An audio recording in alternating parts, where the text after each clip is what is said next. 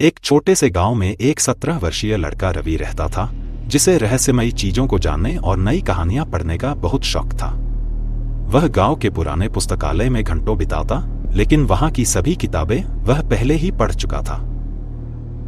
एक दिन उसने लाइब्रेरियन से पूछा, क्या यहां कोई ऐसी किताब है जो किसी ने कभी नहीं पढ़ी? लाइब्रेरियन ने गहरी सांस ली और एक पुराने लकड़ी के रैक की ओर इशारा किया। वहां एक धूल भरी काली चमड़े की किताब रखी थी, जिस पर कोई नाम नहीं लिखा था। लाइब्रेरियन ने सावधान किया, यह किताब मत लेना बेटा। जिसने भी इसे पढ़ा उसके साथ अजीब घटनाएं हुई। लेकिन रवि की जिज्ञासा और बढ़ गई। उसने वह किताब चुपचाप उठा ली और घर ले आया। पहला मोड़, किताब का रहस्य खुलना।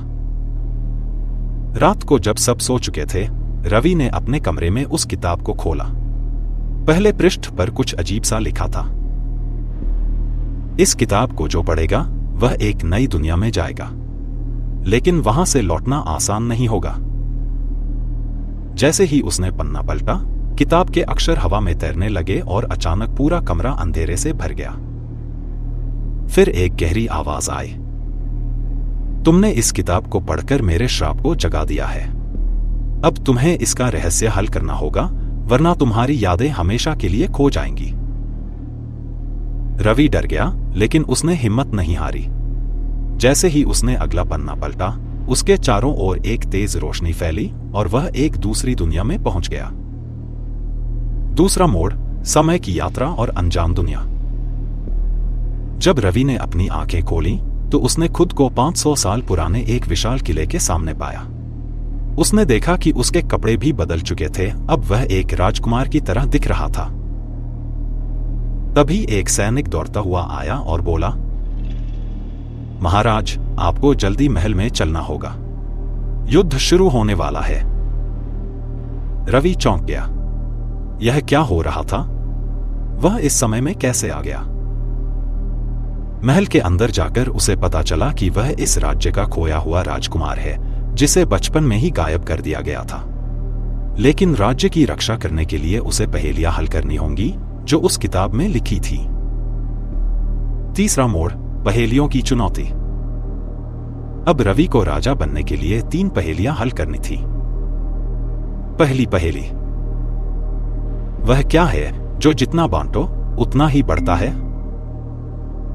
रवि ने सोचा और जवाब दिया, ज्ञान। जैसे ही उसने यह कहा, सामने का दरवाजा खुल गया। दूसरी पहेली, सच्ची ताकत बाहुबल में नहीं बल्कि किस में होती है? रवि समझ गया, बुद्धि और धैर्य। अब वह महल के गुप्त खजाने के कमरे तक पहुंच गया, जहां किताब का अंतिम पृष्ठ रखा था। लेकिन तभी एक भयानक आवाज आई, तुम यह सब आसानी से नहीं पा सकते। अब तुम्हें सबसे बड़ी परीक्षा देनी होगी। चरमोत्कर्ष, सबसे बड़ा फैसला। अचानक एक काले धुएं से बना भयानक राक्षस प्रकट हुआ और बोला, अगर तुम इस दुनिया में रहना चाहते हो तो तुम्हें अपनी असली दुनिया को भूलना होगा। रवि उलझन में था। अगर मैं यहां रहूं तो मैं राजा बन सकता हूं, लेकिन मैं अपने परिवार और दोस्तों को हमेशा के लिए खो दूंगा। फिर उसने किताब का अंतिम पृष्ठ पढ़ा। उसमें लिखा था, सच्चा राजा वह नहीं जो ताकत चुने, बल्कि वह जो त्याग करे। रवि समझ गया। उसने कहा, मैं इस शक्ति और राज्य को त्यागता हूं। मैं अपने समय में वापस जाना चाहता हूं। जैसे ही उसने यह कहा, सब कुछ घूमने लगा और अचानक वह फिर से अपने कमरे में था। अंतिम मोड़, रहस्य का खुलना। रवि ने घड़ी देखी। रात को जब उसने किताब खोली थी, तब से केवल 5 मिनट ही बीते थे, लेकिन उसे ऐसा लगा जैसे उसने पूरा जीवन जी लिया हो। सुबह होते ही वह लाइब्रेरियन के पास गया और पूरी कहानी सुनाई। लाइब्रेरियन मुस्कुराया और बोला, तुम पहले व्यक्ति हो जिसने इस किताब का रहस्य हल किया। यह किताब सिखाती है कि लालच और शक्ति का नशा इंसान को बर्बाद कर देता है, लेकिन ज्ञान और सही निर्णय उसे महान बनाते हैं। रवि मुस्कुराया। वह अब पहले से ज्यादा समझदार बन चुका था।